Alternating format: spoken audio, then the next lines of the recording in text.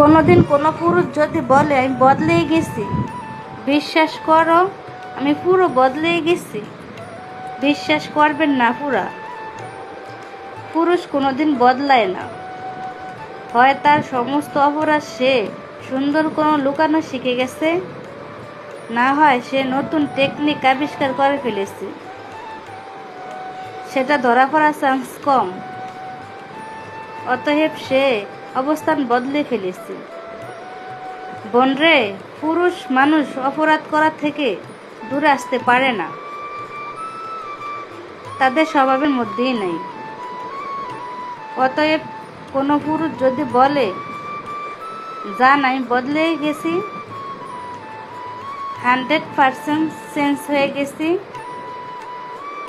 শালা একদম মিথ্যা কথা বলছে।